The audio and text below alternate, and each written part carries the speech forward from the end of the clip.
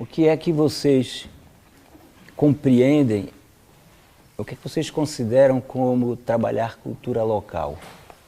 Existe algum processo de assimilação da cultura local ao que vocês fazem? Ao que corresponderia essa assimilação?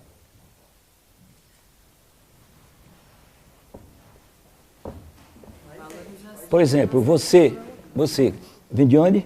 Eu? Sim. Do Rio de Janeiro. Da cidade? Agora eu moro no Espírito Santo. Tá, bem, o Rio de Janeiro já tem uma cultura muito rica, não é o caso de... Tem vários... Tem uma cultura local, por excelência, né? Mas quem mora numa comunidade dessas onde o projeto existe, quem poderia dizer quais são as manifestações locais que podem entrar em sinergia, para usar uma palavra feia, ou melhor, que podem se encontrar, que podem se fundir com o que vocês fazem? Quem falou? Harmonia? Hein? Harmonizar? Pode ser, por exemplo, vamos começar. Você, por exemplo, você é de onde? Sou do Espírito Santo. Do Espírito Santo. Da cidade? Da Vitória? Sim. Você conhece alguma manifestação? Por exemplo, o Congo? O Congo, por exemplo. O Congo é uma manifestação muito rica da região. Você vê alguma possibilidade do Congo oferecer informações, subsídios para o trabalho que vocês fazem na banda? Somar com o que a gente já... Somar, influenciar. Na linguagem. Na linguagem. Quando você lê um Congo, o que é que o Congo é composto, por exemplo? Canções, cantigas, não é? Toadas. Essas toadas são animadas por determinados ritmos, alguns deles, ou a maioria deles, sincopados. Né? Em que medida isso pode ser assimilado e se tornar, por exemplo, um material trabalhável numa banda dessa natureza? Será que dá samba, dá alguma paradinha, dá alguma coisa? Me lembra um pouco do samba, de certa forma, o Congo, assim, de um jeito. Bem, eu não posso citar aqui porque eu não tenho na memória nenhum ritmo do Congo, mas eu posso, por exemplo, um similar do Congo, eu sou nordestino, eu sou de Recife, é o maracatu, que é um cortejo, né, um cortejo que muitos deles têm a figura de um rei de Congo, que é eleito através das irmandades religiosas, não é? Hein? Cuncumbi, está do mesmo ambiente, são os cortejos, não é? Então, esses cortejos eles estão presentes no Brasil todo, com nomes diferentes. Moçambique aqui, Congo acolá, Cucumbi ali, Baiana lá, Ticumbi no Espírito Santo. O jongo já é um batuque, já é uma outra família. Né? Eu digo família porque, por exemplo, o jongo corresponde àquela família que a gente chama da música que é dançada e animada por tambores batidos de mão. Tem o jongo, tem o tambor de crioula, tem o coco, tem o carimbó, tem o batuque paulista. Essa é a grande família dos batuques. E existe a grande família dos cortejos, que tem justamente no processo da eleição de um rei de Congo. Né? Congo foi uma das nações de onde vieram mais escravos para o Brasil. Congo fica ali na África subsaariana, ou seja, abaixo do Saara, na África Central, onde predominou a família Banto. Vocês que têm o sangue, que têm a cor, né, apreteada, provavelmente tem no sangue de vocês sangue Banto, lá atrás. Está entendendo? Eu talvez tenha também, apesar da minha cor branca, né? Eu sou de pais nordestinos, misturados. Na minha família, por exemplo, eu tenho uma irmã bem loura e tenho uma bem morena. E eu nasci com essa cor mais branquelo, né? Mas provavelmente devo ter algum sanguezinho aí negro, que me honraria muito, né? Isso me daria uma legitimidade maior de brasileiro e de indígena. Pois bem, então, em Pernambuco, Recife, um desses cortejos tem o nome de maracatu. E o ritmo maracatu, tum, tum, tum, tum, tum, tum, tum, tum, tum, tum, quase tudo para cima, né? Tum, tum, tum, tum, tum, tum, tum, tum, tum, tum, tum. Bem, tem um ritmo, tem a melodia também, né? Ta pa pa pará pa pa pará lá ta re tum pa pa pará pa pa oriru re tarará to pa porá pa pa pa para então, por exemplo, isso é um elemento, é uma matriz, né? São matrizes, são elementos rítmicos, melódicos, que podem ser utilizados, recriados em parte ou no todo, por uma orquestra de metais, por uma orquestra de cordas, por um quarteto, por qualquer instrumentação, né? É a partir desses elementos a gente pode criar uma música e ela então fica referenciada nesses ritmos. Harmonicamente, os cortejos não têm uma harmonia prefixada, primeiramente porque eles não têm instrumento de harmonia na maioria dos cortejos. As folias, os reisados, normalmente têm uma viola, mas essa harmonia que anima as cantigas e as toadas é uma harmonia muito simples, né? Tônica, dominante. Não. Mas você pode trazer uma melodia dessa, recriar essa melodia e harmonizá-la como você quiser. Timbrá-la como você quiser. Onde tem uma voz só, você pode usar aqui duas vozes, um trombone, um trompete, um saco. Enfim, há muitas químicas que podem ser realizadas a partir dessas matrizes. Então, esse olhar em relação a essa cultura brasileira, ela é muito pouco valorizada entre nós. Não sei se vocês concordam, né? De cara o nome do grupo de vocês. Jazz Band, né? Não é nem Jazz Banda, é Jazz Band. Ou seja, ninguém tem culpa. Fim de papo. A gente vai assimilando, quando a gente vê, eita, velho, é mesmo, e agora? O passo para trás é difícil, né? Mas o que ocorre é que gradativamente a gente vai apagando esse imaginário popular brasileiro. Ou seja, a gente vai apagando aquilo que devia estar presente na memória de vocês. Até pela descendência de vocês, né? A gente está jogando fora parte da nossa história cultural, da nossa memória cultural. Eu falei apenas de um maracatu, mas se você pegar o conjunto de manifestações, caboclinhos, tum tum, tic tum tum, tac tum tum, tic tum tum, outro ritmo, frevo, tum, tac tac tac tac. Você veja, o frevo é uma marcha sincopada. O que é uma marcha dobrado clássica? Tum, tac tac tac tac tac, tum, tac tac tac tac tac tac. O que é que os compositores de frevo sincoparam essas 8 semicolcheias? Tac tac tac tac tac tac tac tac tac tac tac tac. E isso, ao fazer isso, eles também mudaram os formatos da melodia. O choro fez isso. O choro é uma forma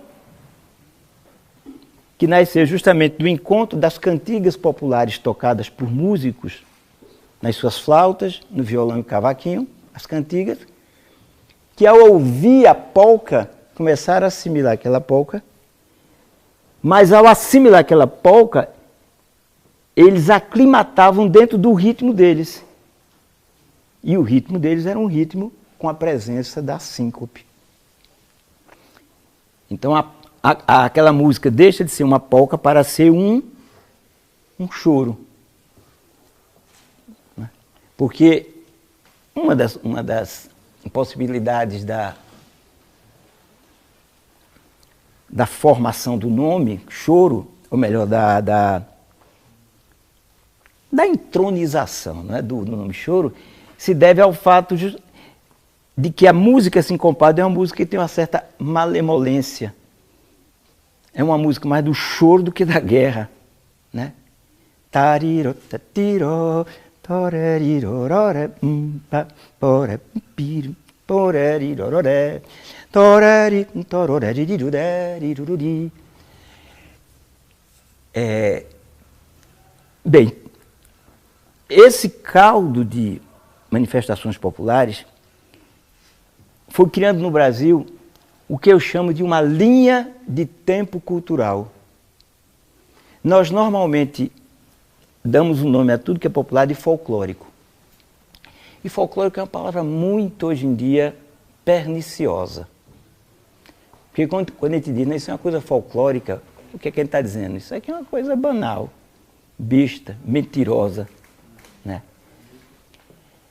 Isso porque quando na Europa, em meados do século XIX, os irmãos Grimm, que você já deve ter ouvido falar, né?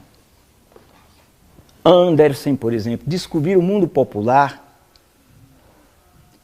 que já não existia mais na Europa, só existia naquela periferia, no interior da Europa. Eles deram nome, ou melhor, nem foi eles que deram, um estudioso americano, que agora não me recordo o nome, ou americano inglês, que nomeou esse conhecimento de folclore, conhecimento do povo. Muito bem. A popular brasileira, ao descobrir esse manancial muito rico de manifestações, colocaram esse mesmo nome. Só que não perceberam o seguinte: as manifestações populares na Europa, sim, eram manifestações quase desaparecendo, jogadas lá no meio rural, no meio das montanhas, cidades lá, né? Enquanto que no Brasil, a cultura popular é uma cultura tão viva quanto a outra erudita. É por isso que existe Moçambiques, Congos, Caboclo Lima, etc., etc., em todo o Brasil. Em todo o Brasil, né? Ou seja, são quase que duas culturas que vivem no país aqui, andando juntas, e de vez em quando se tocam. De vez em quando uma bebe da outra. Por exemplo, Villa-Lobos foi um que bebeu daqui. Guimarães Rosa, o grande escritor, foi um que bebeu daqui, né? Então, mas se tocam, apesar desses grandes compositores, se tocam muito menos do que poderiam, né? Porque a indústria cultural, ela é muito forte. A indústria cultural e a presença da cultura ocidental, ela é de tal maneira apresentada que parece que ela se torna a única cultura. Ou seja, se não existir uma banda com o nome de jazz band, não existe banda. Se não existir um grupo com o nome de orquestra sinfônica, qualquer coisa, parece que não existe, parece que cai no vazio. A gente não criou outras possibilidades.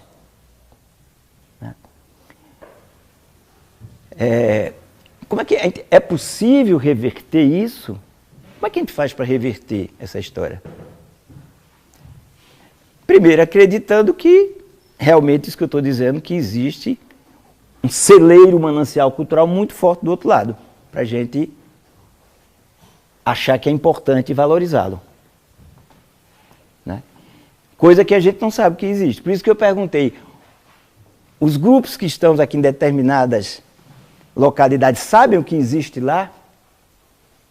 E sabendo o que existe, por exemplo, como é que eu posso me apropriar? Como é que eu posso olhar para isso? Mas olhar isso de um jeito querendo entender, aprender, estudar, não de uma maneira superficial. Né?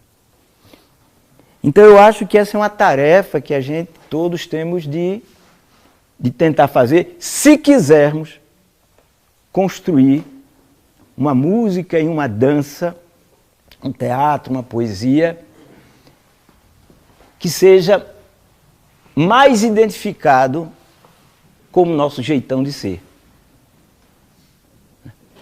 Porque senão nós vamos ser apenas uma subsidiária da cultura europeia.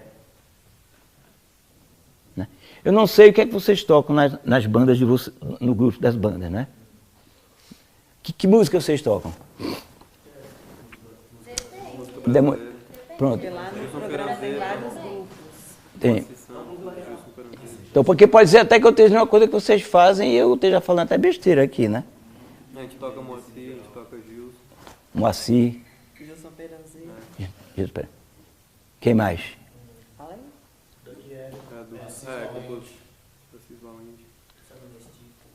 Do que você falou?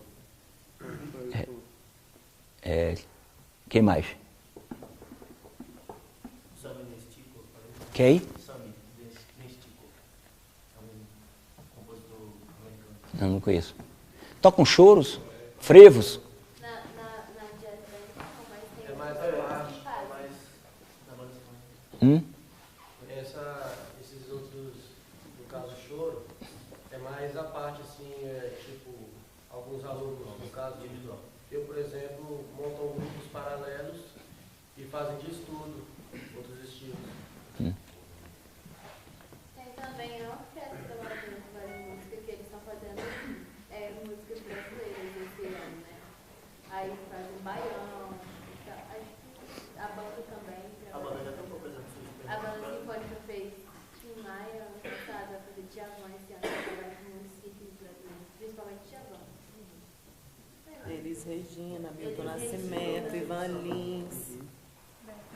Mas dentro dessa Roberto apropriação tem Menescal. um arranjo de uma música americana que a gente botou um maracatu. Então, fez essa... Eu acho que assim, peguei desculpa apresentar meu nome Eduardo. Tá bom, A né? gente estava passando noção por isso que a gente ia fazer. Alguém arranjou uma aguinha para mim?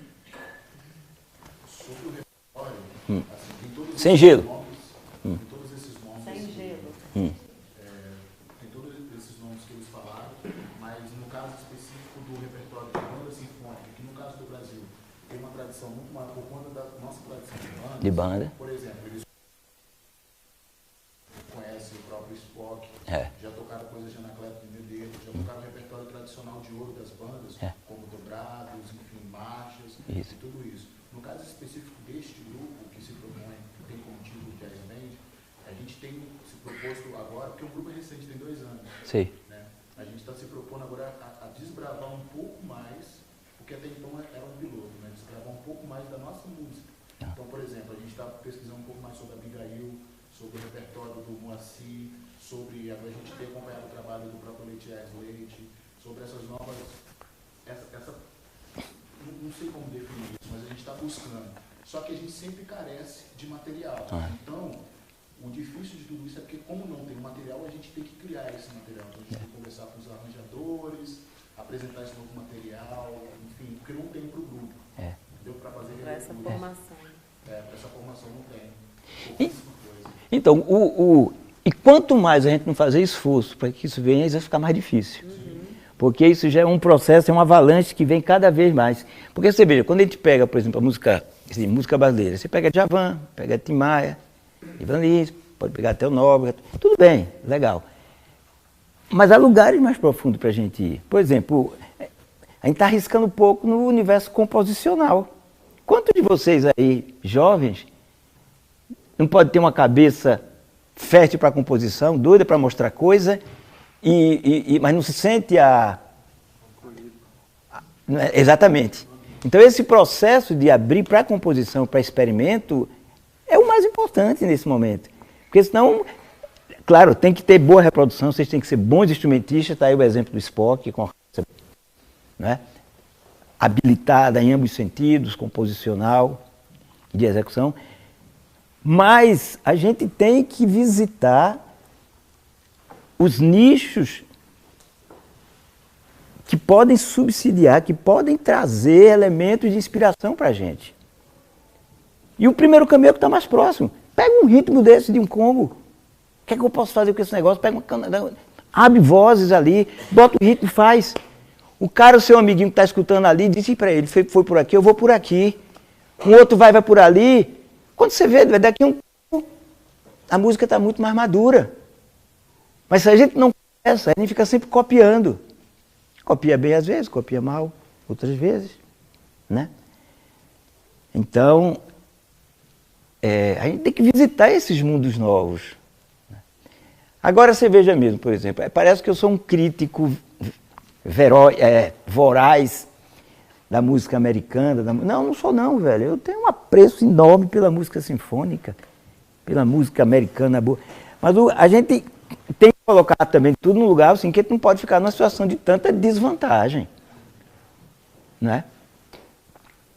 A gente não pode estar feito o presidente do Brasil que vai lá para os Estados Unidos e quase beija o pé do Trump.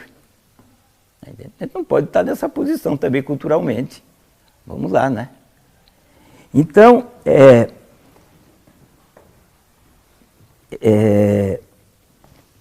tem que arregaçar as mangas. Não tem jeito. Né? É claro que se as pessoas que estão em cima, que estão mais à frente de liderança, na liderança, né? Poder tomar decisões, tiverem a cabeça mais voltada para essa realidade, então as coisas se tornam mais fáceis. Né? Se não, né? A gente torna isso ou mais difícil ou impossível. Há um ponto em que essas coisas podem desaparecer e a gente nem se dá conta de que elas existem. Então eu sou um fui um menino que aos 18 anos fui convidado por Ariano Suassuna para integrar o Quinteto Armorial. Eu sou um filho de classe média, meu pai era médico, estudava no Marista, estudava violino no conservatório. Uma vida de um menino de classe média burguesa. Estudava e tal. E aí, então, Ariano Suassuna, escritor de O Alta Compadecida, né? Ou seja, um escritor preocupado com a realidade do Brasil, me convidou para tocar violino num grupo que tinha como ideal de composição o seguinte: fazer uma música brasileira referenciada na música dos artistas populares. Eu venho de uma região, Nordeste, que talvez seja, se não a mais rica, uma das mais ricas no que diz respeito ao mundo popular. A gente tem terno de pífano, tem música de violeiro, tem maracatu, tem caboclo, tem... Não é que lá nós pernambucanos tenhamos tido a sorte de ser mais inspirados, de sermos mais dotados do que outros brasileiros. Não. Simplesmente por uma questão. Porque no Nordeste do Brasil, especialmente na Bahia e em Pernambuco, a extração canaviana, todos ouviram falar que a cana começa sendo lá, as usinas de cana, porque lá tem uma terra muito boa para isso, que era o Massapê. Começa a ver lá a indústria da cana-de-açúcar. O que isso quer dizer? Eram mais negros traficados, eram mais portugueses que iam para lá, ou seja, a máquina econômica e a máquina cultural começam a rodar mais cedo. Então foi índios e portugueses e negros se misturando mais cedo, gerando uma cultura híbrida antes de outras regiões do Brasil. E tem mais uma coisa. A gente às vezes já ouviu essa história. Eu estou viajando por muitos conceitos, né? O tempo é pequeno e talvez dentro desse conjunto de coisas que eu esteja falando, sobra alguma coisa que vale a pena vocês guardarem. Uma delas também é o seguinte, é que a gente aprende que o Brasil é formado por quê? Negros, índios e portugueses. Essa lenga-lenga, essa historieta, a gente escuta todo dia na história. Né?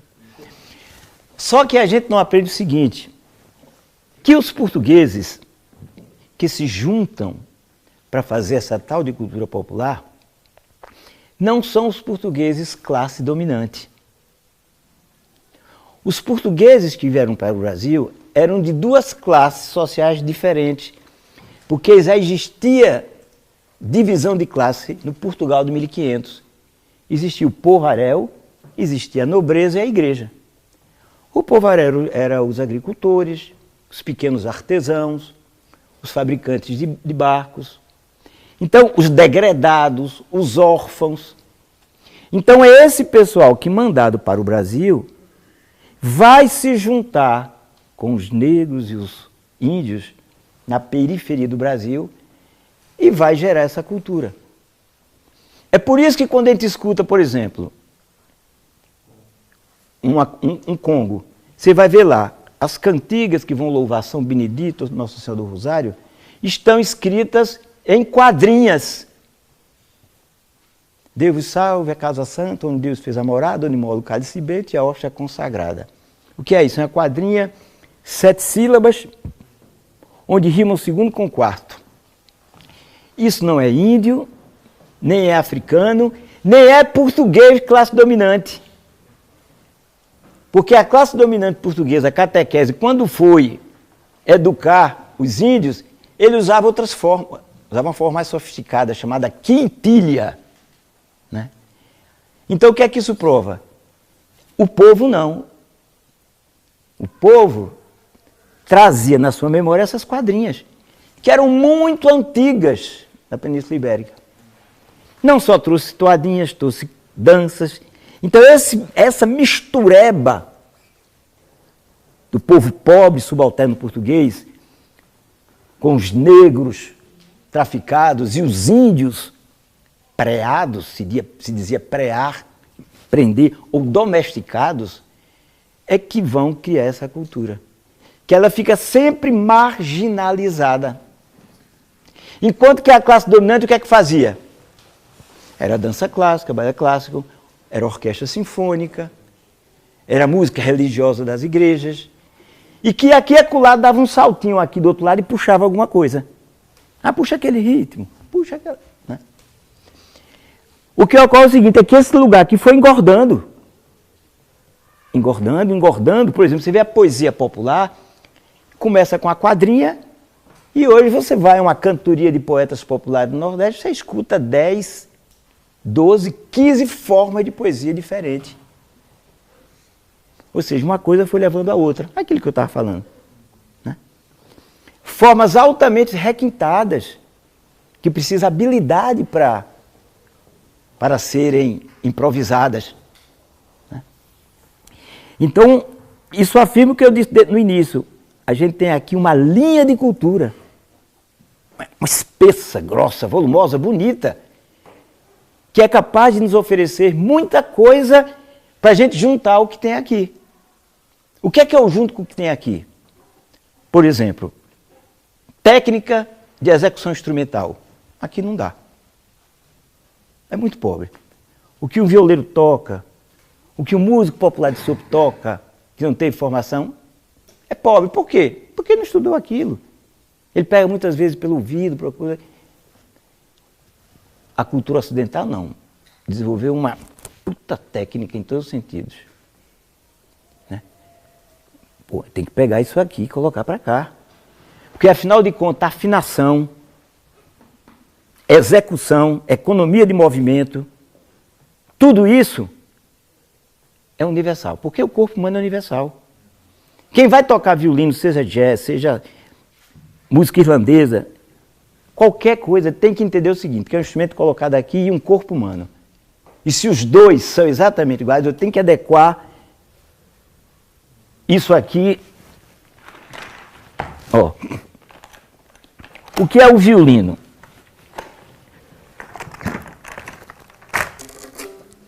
Pronto. Você vê um instrumento desse aqui. Já viram falar muito da rabeca, né? Sim. A rabeca não é um violino, não é um instrumento,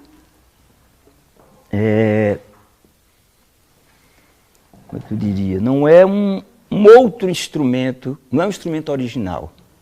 A rabeca é um violino popular. Por quê? Porque em Portugal, até meados do século XIX, não, no século XX, nas orquestras chamavam violino de rabeca. Por quê? Porque o violino tem como ascendente um instrumento árabe chamado rebabe, que depois ganhou o nome de rebeque e, por fim, aportuguesou-se com o nome de rabeca. Por isso chamava rabeca. O músico popular que está lá no interior, que está na periferia, vê alguém tocando esse instrumento, ele não pode nem chegar nem perto. Ele vê, aí o que é que ele faz? Ele faz um instrumento a partir do que ele vê. Ele bota o nome de rabeca, porque era o nome que existia, que chegava para ele. Então ele faz o quê? Tudo que parece um instrumento, mas não é. Né? Sem a habilidade da luteria. A habilidade da luteria, esse instrumento aqui, partiu de um rebabe popular, um instrumento que era muito simples, eram 2 cordas, árabe, que entra na Península Ibérica, e depois de 300 anos se tornou isso aqui, que é uma demonstração da riqueza do engenho humano. Cada pecinha dessa aqui é pensada. A curva desse cavalete, a distância entre as cordas, o volume de madeira que eu tiro daqui, a distância entre cada uma dessas cordas, o tamanho daqui, a maneira como eu coloco essa cravilha aqui, a distância do cavalete para cá e daqui para cá, a madeira dentro que eu tiro. Então, um trabalho de tal preciosidade que na Itália, por exemplo, tem um curso de luteria que são 5 anos.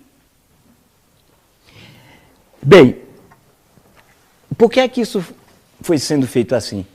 Porque na medida que os músicos iam tocando, eles iam querendo um instrumento que desse condições deles andarem.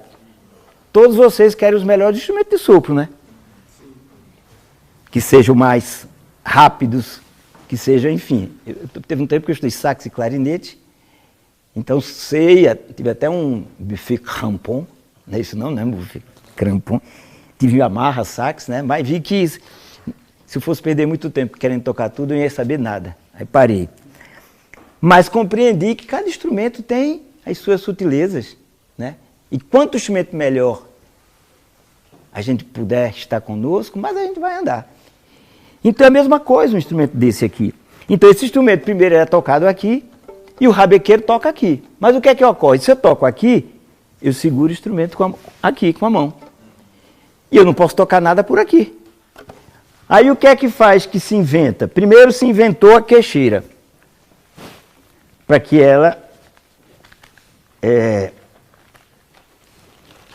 se adequasse melhor à forma do queixo humano. Mas assim mesmo, a conformação humana, nem todo mundo tem a distância do queixo para o ombro a mesma. Se a gente for medir aqui, cada um vai ter uma distância diferente. Aí inventaram então o que a gente chama de espaldeira, que é isso aqui, ó.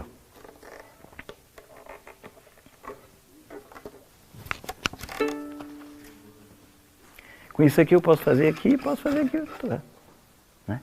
Bem, quando eu toco isso aqui, esse é um instrumento meio chatinho, porque você não, diferentemente do violão, não está aqui não, você tem que estar aqui, ó. Você tem que saber, por exemplo, para um lá, para um si, tem que estar isso aqui dentro, formar na cabeça de você. Então você tem que estudar todo dia, velho, porque senão não dá certo não. E estudar com inteligência, porque se não estuda com inteligência não adianta nada. Você tem que estudar aqui, ó, tentando quase como ver sem olhar. Então tem uma série de regras que é você conformar o corpo a um instrumento. Por exemplo, eu estou aqui, primeira posição.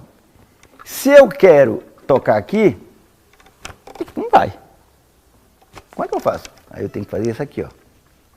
Mandar isso aqui para cá. Se eu quero vir para cá, eu tenho que mandar mais para cá. Mas ao mesmo tempo eu não posso subir aqui, ó. Porque se eu subir aqui eu vou tensionar, além de logo eu ter um problema físico, né? Tem a mobilidade, vai ficar tenso.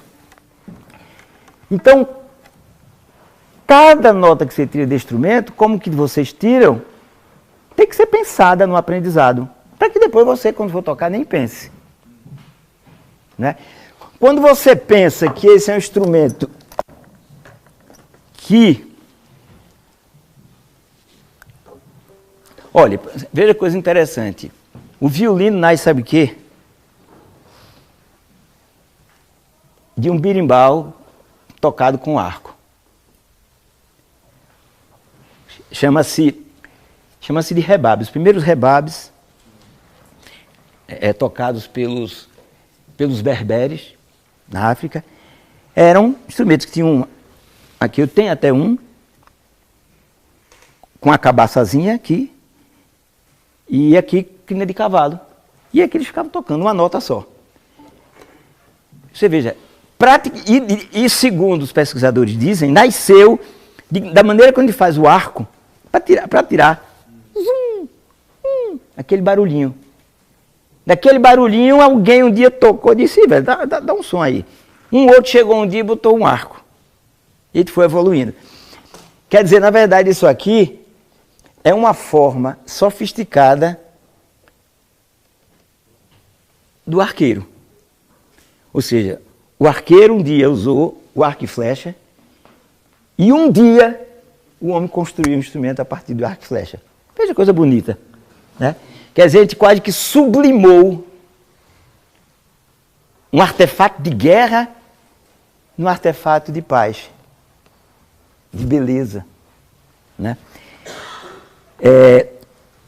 Então, é o seguinte, o que é que você tem que controlar? Você tem que controlar, velho, quem não estudou isso aqui, quando vai botar a mão, você... Não tem como, porque...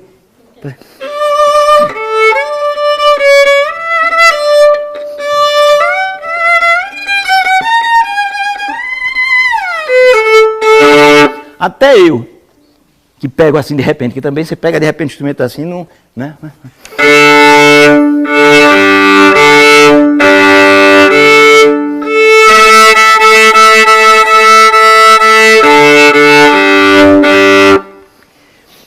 Bem, então eu vou fazer o seguinte, como eu tenho a apresentação logo mais, eu não gosto muito de falar, porque senão prejudica.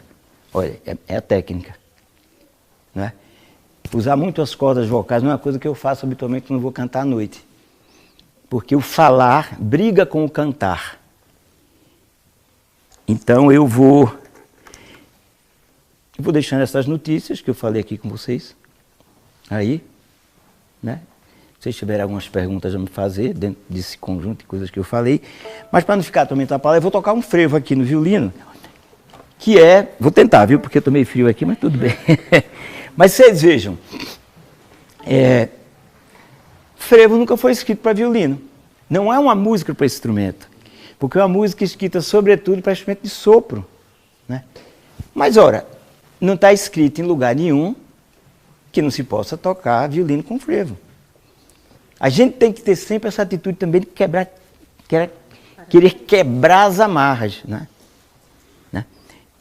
É claro que facilita melhor se você, por exemplo, um frevo já aumentou aqui Mi bemol, Fá maior, Sol, né? Às vezes não são tons ideais para o violino, você transporta, você bota dentro das características do instrumento. Né?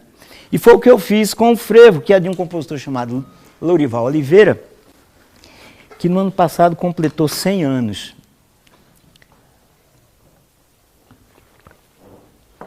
Ele era um sertanejo e ele tinha uma adoração muito grande, uma admiração pelos cangaceiros de Lampião, chamados de Moitinha, Curisco, o próprio Lampião, Maria Bonita. E ele escreveu um frevo chamado Curisco. Então são frevos meio abaionados, de baião. Tem um lado assim meio baião, porque o baião está muito presente no sertão. Né? Então eu vou tocar isso aqui que chama-se Corisco. Eu vou começar ele mais lento, como se fosse uma machixe, e depois eu toco um pouquinho mais ligeiro.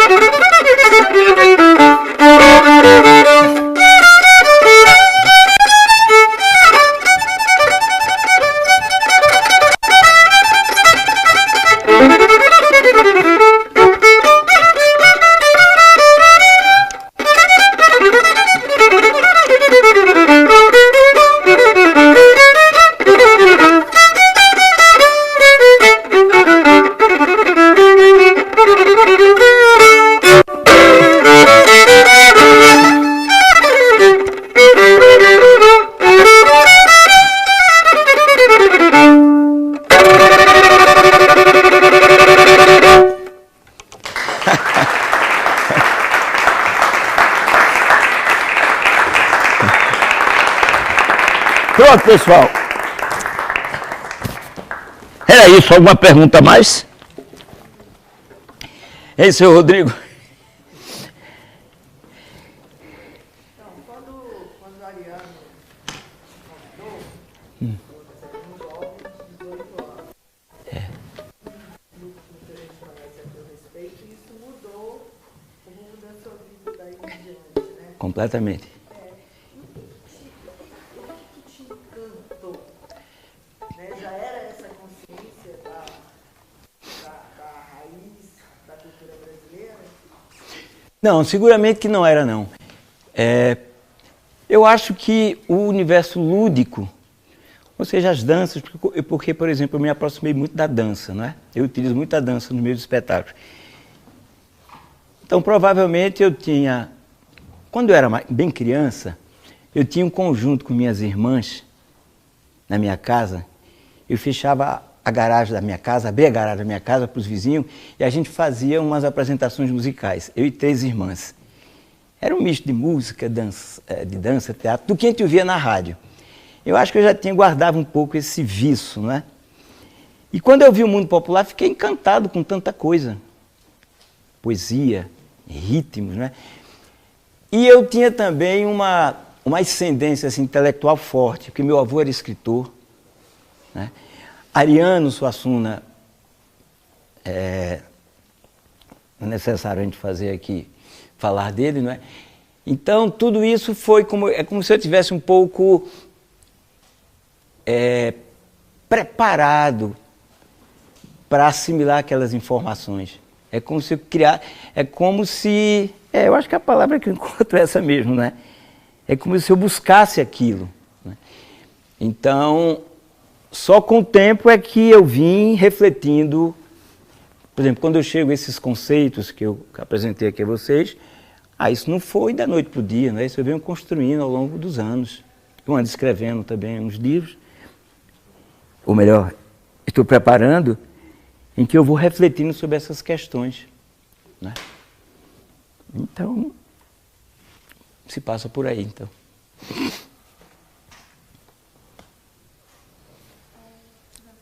Pode. Depois que você começou a tocar violino, quanto tempo você demorou para ser inserido em um grupo? Quanto? Quanto tempo você demorou para ser inserido em um grupo? Quanto tempo eu passei? Para ser inserido em um grupo. Então, eu fui convidado... Sim, eu comecei a estudar violino com 12 anos, 11 anos. Eu toquei um período da minha vida em orquestra de câmara, na Paraíba. E eu tocava justamente um concerto de Bach, um concerto em Ré menor, para 2 violinos, numa igreja em Recife, quando o Ariano me viu e me convidou para o grupo, né? Ele achou que eu tinha condições para participar do quinteto. E eu fiquei no quinteto de 1970 até 1980, quando então eu comecei a criar os meus próprios espetáculos, onde não só me utilizava da habilidade de violinista, como também de cantor, não é? Da dança. E assim tem sido até hoje. Antes de ser inserido nesse quinteto, você já tinha tido,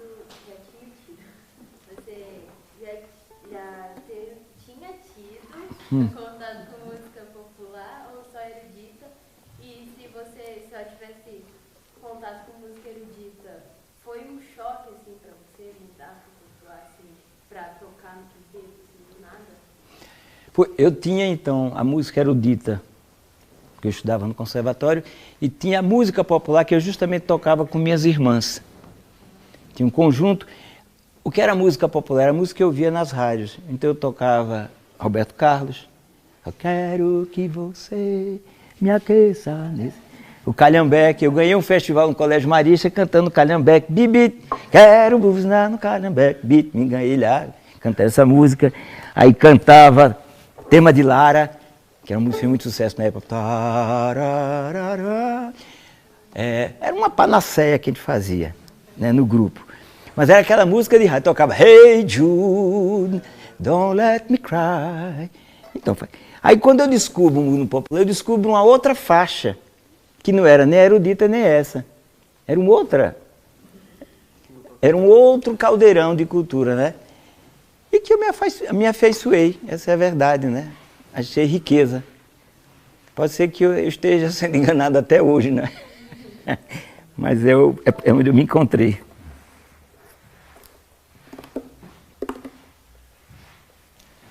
Deixa eu finalizar aqui, porque você tem que passar o som e a gente tem que construir a noite também.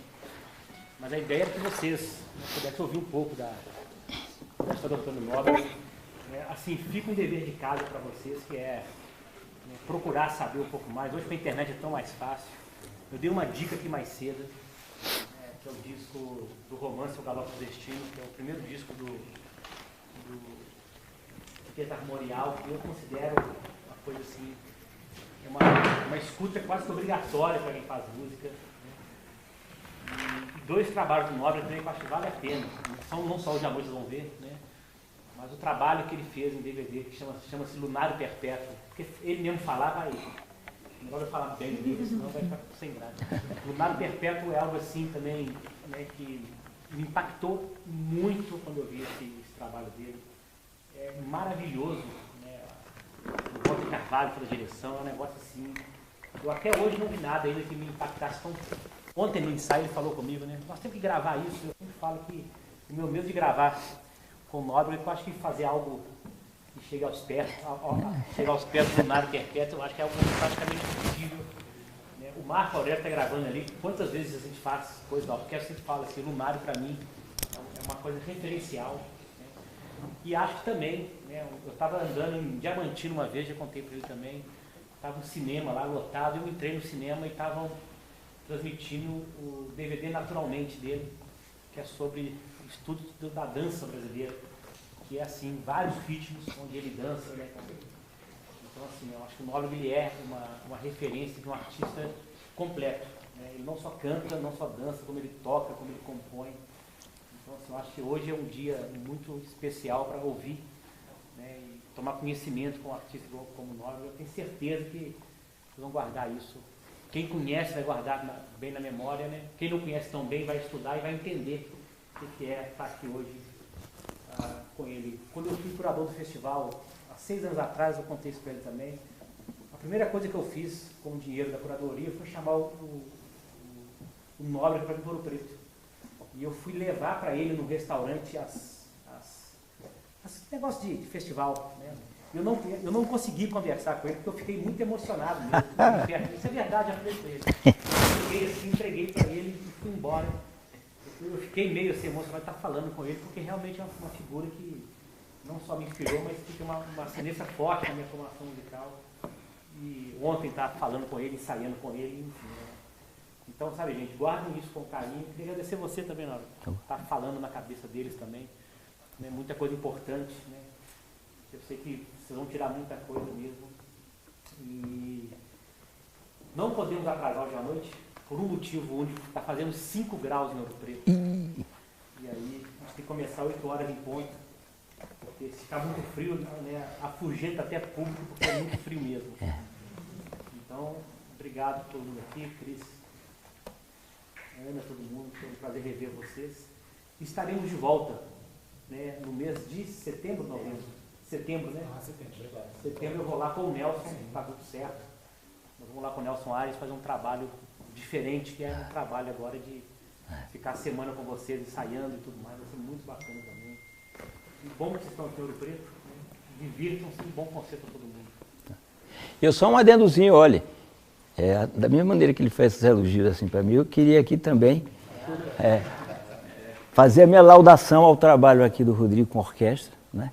E ele se insere, a orquestra se insere justamente dentro dessa perspectiva que eu falei, né? Da tentativa de abraçar um repertório brasileiro. O próprio trabalho composicional também, por exemplo, eu tinha arranjos já feitos para as músicas que eu estou apresentando, mas ele me pediu para que fossem feitos novos arranjos com os próprios músicos da orquestra, que é um exercício de composição, não deixa de ser, né? Então eu acho que tem que ser trabalhos dessa natureza que a gente tem de buscar, ou seja, como é que a gente se apropria de um instrumental, de uma orquestra de câmara europeia, que é uma coisa maravilhosa, como é que a gente explora mais isso, para que ele possa ainda se alargar, né? Ganhar outras formas de se expressar, né? Então eu vou lhe fazer um convite para o Rodrigo, a gente está nesse programa maior, que é um desafio de integrar a orquestra com escolas de música, né? As coisas ficam muito separadas, com artistas, para que eles possam ter uma vivência. Acho que todo mundo cresce com isso, com essa troca. Fazer um convite, se depois a gente pudesse combinar, já que você falou do experimento, né, das aulas de experimento, aula que mexe com o corpo e o instrumento, né? Eu dancei muitos anos da minha vida, então é uma coisa que eu tenho assim, uma paixão. Então, se a gente pudesse pensar em um workshop, uma oficina que pudesse trabalhar com esses jovens, que fosse experimental, para, né, desabrochar, porque eu acho que deve ter uma riqueza aqui enorme desses meninos. A gente tem Pará, tem Mato Grosso do Sul, né? E aí a gente pensar em alguma coisa que a gente pudesse, se puder... Né, pode, claro, é questão de combinar. Inclusive, lá em São Paulo, eu dirijo, eu e Rosane, minha mulher, um instituto chamado Instituto Brincante, e que a gente tem um trabalho também de itinerância, no sentido de apresentar ritmos, danças e um conjunto de coisas. Uma vez por mês, a gente, por exemplo, se instala 2 dias, sábado e domingo completos, numa instituição, e ali passa conhecimentos diversos. Então, para a gente faz parte do nosso roteiro, viu? Vamos, oxe, vamos embora. Né? Vamos embora. Valeu, cara.